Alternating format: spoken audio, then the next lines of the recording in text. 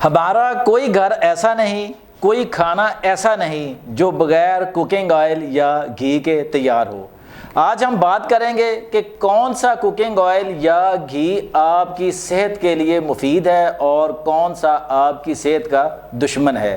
آج ہم سائنسی ایویڈنس کے ساتھ بات کریں گے اور آپ کو وہ علم دیں گے، وہ آگاہی فراہم کریں گے جو شاید اس سے پہلے آپ نہ جانتے ہوں۔ میں ہوں شہزاد چودھری اور آپ دیکھ رہے ہیں ہیلتھ پلس نیوز۔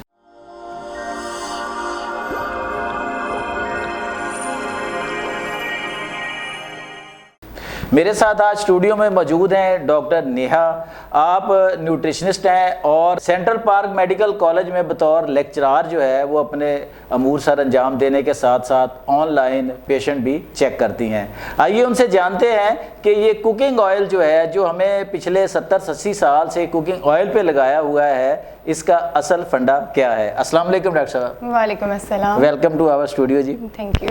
ڈاکٹر صاحب آپ کو پتہ ہے کہ چکنائیاں جو ہیں کسی قسم کی بھی ہوں وہ ہماری خوراک کا لازمی جزو ہیں۔ بالکل ایسا ہی ہے۔ اس کے بغیر ہم کم از کم پاکستان، بھارت اور یہ جو ہمارا ارد گرد کا خطہ ہے اس میں تو خوراک کا کوئی کانسیپٹ ہے ہی نہیں نا۔ ہم نے پراٹھے بھی کھانے ہیں، اگر کوئی سالن سبزی گوشت جو بھی بنا رہے ہیں اس میں بھر بھر کے گھی بھی ڈالنا ہے، بالکل ہم نے۔ تو آج آپ ناظرین کو بتائیں کہ کون سا ایسا کوکنگ آئل ہے، کون سا ایسا گھی ہے جو ان کی صحت کے لیے مفید ہے، جو ان کے دل کے لیے مفید ہے۔ دیکھیں، ہم اگر کسی ایک آئل کو بہترین کہیں گے تو ایسا نہیں ہے کہ کوئی ایک آئل بہترین نہیں ہے۔ آئل ڈیپینڈ کرتا ہے اس کے مقدار پہ اور اس کے اندر کون سا فیٹ موجود ہے، یہ میٹر کرتا ہے۔ اگر ہم دل کی صحت کی بات کرتے ہیں تو سب سے پہلے انسیچوریٹڈ فیٹس وہ بہترین ہے ہمارے لیے۔ اس کے اندر سیچوریٹڈ فیٹس جس میں آ جاتا ہے گھی، کوکونٹ آئل، بناسپتی، ان کو کم کرنا چاہیے یا پھر ختم کر دینا چاہیے صحت سے۔ اگر ہم انسیچوریٹڈ فیٹس کی بات کرتے ہیں جو بہترین ہیں ہارٹ ہیلتھ کے لیے بھی، اوور ہیلتھ کے لیے بھی، ان میں آتا ہے آلیو آئل، کینولا آئل، سن فلاور آئل جس کو سورج مکھی کا تیل بھی کہتے ہیں، اس کے علاوہ مسٹرڈ آئل جس کو سرسوں کا تیل بھی کہتے ہیں۔ اچھا ڈاکٹر صاحب، آپ نے کہا کہ سرسوں کا تیل، یہ سرسوں کا تیل آج کل بہت عام ہے۔ آپ نے دیکھا ہوگا کہ سوشل میڈیا پہ بھی اتنا زیادہ اس کا چرچا ہے جناب، اور سب کانٹیننٹ میں صدیوں سے یوز بھی ہو رہا ہے یہ مسٹرڈ، کیونکہ اس خطے کی یہ فصل ہے۔ لیکن ایک بات یہ ہے، ایک طبقے کا یہ کہنا ہے کہ جو عام سرسوں ہے اس میں اروسک ایسڈ کی مقدار جو ہے وہ بہت زیادہ ہوتی ہے، ایون کہ 30-40 کے قریب ہوتی ہے، اور وہ نقصان دہ ہے انسانی جسم کے لیے۔ اس کے بارے میں کیا کہیں گے؟ دیکھیں، ہر چیز کی مقدار جو زیادہ آپ کرتے ہیں اپنی ڈائٹ میں وہ نقصان دہ ہے، چاہے وہ سرسوں کا تیل ہے، چاہے وہ دیسی گھی ہے، چاہے وہ آلیو آئل ہے۔ ہر مقدار کو ہمیں ہر ڈائٹ یا ہر کھانے کی چیز کو ہمیں ایک مقدار میں لینا ہوتا ہے۔ اگر ہم بات کرتے ہیں مسٹرڈ آئل کی تو یہ بہت پرانے وقتوں سے ٹریڈیشنل آئل ہے جی، ہمارے بہت پرانے وقتوں سے چلتا آ رہا ہے اور یہ اتنا ریزنیبل ہے کہ ہر گھر میں افورڈ کیا جاتا ہے جی۔ اوور آل آلیو آئل کے مقابلے اگر ہم مسٹرڈ آئل کو دیکھا جائے عام گھروں کے مقابلے میں کہ ہر بندہ افورڈ نہیں کر سکتا اتنا مہنگا آئل، تو مسٹرڈ آئل ایک اچھی چوائس ہے، اس کا اسموک پوائنٹ بہت اچھا ہے۔ دوسرا، مسٹرڈ آئل جو ہے وہ ہمارے بہت پرانے وقتوں سے استعمال کیا جانے والا آئل ہے۔ ایسے سائنٹیفک ایویڈنس کے اکارڈنگ اتنا کوئی خاص سائڈ افیکٹ نہیں ہے، لیکن ہر اس چیز کا سائڈ افیکٹ ہے جس کی مقدار آپ زیادہ کرتے ہیں۔ آپ کو اس کی مقدار، اس کا پورشن کنٹرول رکھنا ہوتا ہے، کیونکہ وہ ایک آئل ہے، وہ میریکل آئل نہیں ہے۔ اچھا ڈاکٹر صاحب، عام سرسوں جو ہے، جو نارمل جسے مسٹرڈ کہا جاتا ہے، اس کی نسبت جو کینولا مسٹرڈ ہے جو وہ کتنا بہتر ہے عام سرسوں کی نسبت؟ میں آپ کو پھر وہی بات کہوں گی کہ اگر ہم کہتے ہیں کہ جی ریفائنڈ آئلز ہیں یا کچھ بھی ہیں، آپ کو کیا واقعی پتہ ہے کہ وہ ریفائنڈ آئلز ہیں یا آپ تک وہ ریفائنڈ آئلز پہنچ رہے ہیں؟ اس لیے بہترین ہے کہ جو آپ کے پاس سورس موجود ہے، اگر آپ کے پاس سرسوں کا تیل موجود ہے تو آپ اس میں کھانا بنائیں، وہ سیف ہے آپ کے لیے، لیکن ایک مقدار اس کی رکھنا بہترین ہے کہ آپ زیادہ مقدار میں مت جائیں، بے شک وہ ریفائنڈ ہے یا سرسوں کا تیل ہے۔ اگر آپ زیادہ مقدار کسی بھی آئل کی کرتے ہیں، اس طرح سے دیسی گھی میں بھی ٹیرک ایسڈ ہے، وہ بہترین ہے ہماری گٹ ہیلتھ کے لیے، لیکن دیسی گھی میں زیادہ 60 to 64% سیچوریٹڈ فیٹ ہے، جس کی وجہ سے ہمارا ہارٹ ہیلتھ میں وہ بہت زیادہ نقصان دہ ہے۔ دیسی گھی کا رول کیا ہے؟ آپ خود سوچیں کہ دیسی گھی ٹریڈیشنل ہے، وہ بھی بہت عرصے سے استعمال کیا جا رہا ہے، لیکن دیسی گھی ہارٹ پیشنٹس کے لیے بہترین نہیں ہے اس کو آپ لے سکتے ہیں, لیکن 1 چمچ کی مقدار میں 1 ٹی اسپون, ٹھیک ہے. دیسی گھی میں ہماری گٹ ہیلتھ کے لیے بہت اچھا ہے, امیونٹی کے لیے بہت اچھا ہے, اینٹی آکسیڈنٹس ہیں, سب کچھ بہترین ہے. لیکن اگر بات کی جائے ہارٹ ہیلتھ کی تو وہ سیچوریٹڈ فیٹ کی وجہ سے مفید نہیں ہے, کیونکہ اس کے اندر LDL جو ہے بیڈ کولیسٹرول کو وہ ریز کرتا ہے, جس کی وجہ سے کولیسٹرول بھی ہائی ہوتا ہے اور ہم ہارٹ پیشنٹس بھی بہت زیادہ خطرناک سچویشنز میں جا سکتے ہیں.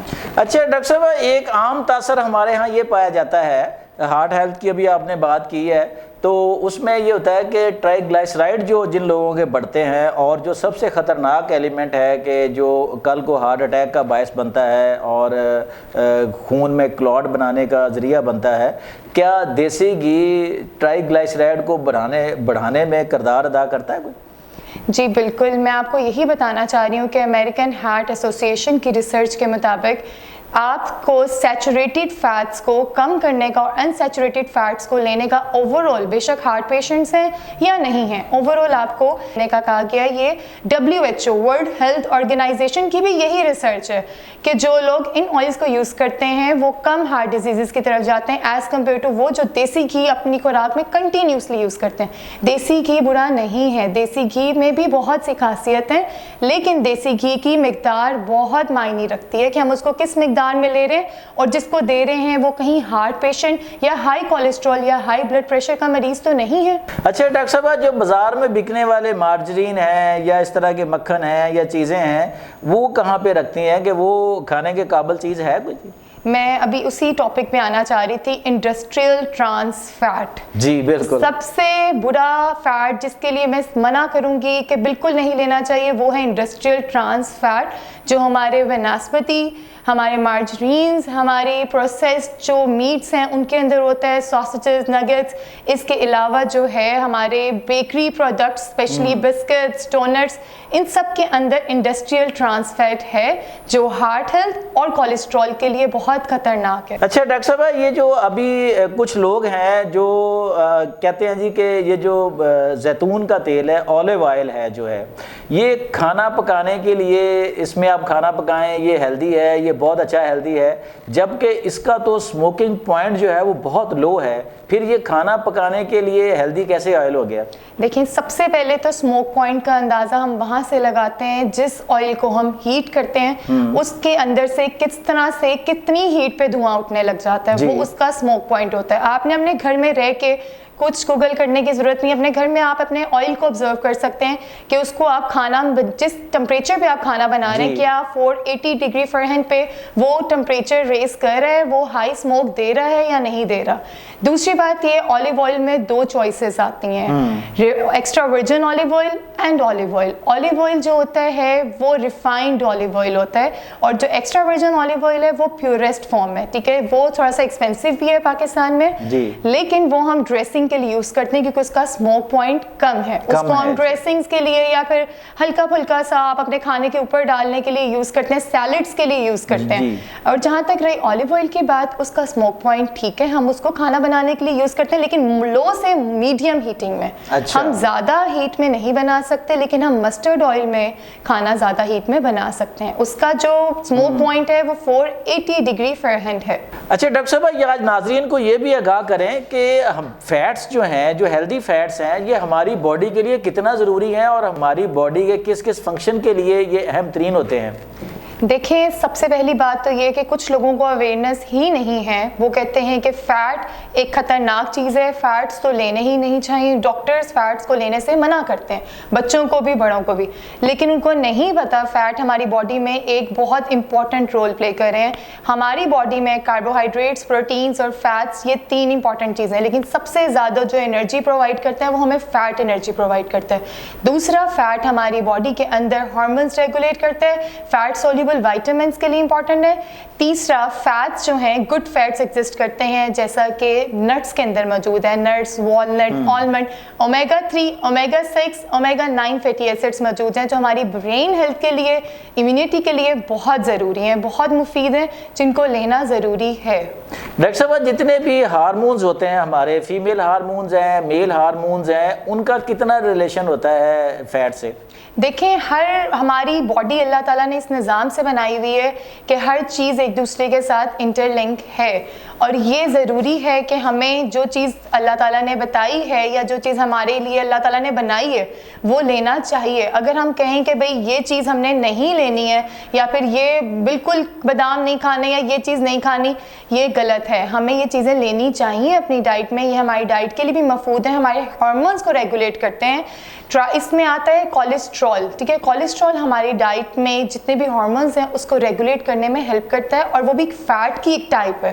اور یہ ابھی تک کافی لوگوں کو نہیں پتا کہ ہماری باڈی کے اندر ایک نیچرل کولیسٹرول موجود ہے۔ جی بالکل، وہ یہی سمجھتے ہیں کہ کولیسٹرول شاید کوئی بیماری ہے، لیکن ہمیں اس چیز کو اویئرنیس دینے کی ضرورت ہے کہ کولیسٹرول ہماری باڈی کے اندر ایگزسٹ کرتا ہے، اور وہ فیٹ ہے جو ہماری باڈی کے ہارمونز کو ریگولیٹ کرتا ہے۔ گفتگو کے آخر میں یہ بات ضرور کہنے چاہوں گی، سب لوگوں کو، سب ناظرین کو یہ بات بتانا بہت ضروری ہے کہ کبھی بھی کسی آئل یا کسی گھی کو آپ نے یوز کرنے سے پہلے دیکھنا ہے کہ اس کے اندر کون سا فیٹ موجود ہے، اس کی کون سی کوانٹٹی موجود، آپ کتنی کوانٹٹی میں یوز کر رہے ہیں، دوسرا اس کا اسموک پوائنٹ کیا ہے۔ یہ تین چیزیں، اور تیسرا چوتھا آپ کی ہیلتھ کے، آپ ہارٹ پیشنٹ ہیں یا پھر آپ نارمل یوز کر رہے ہیں۔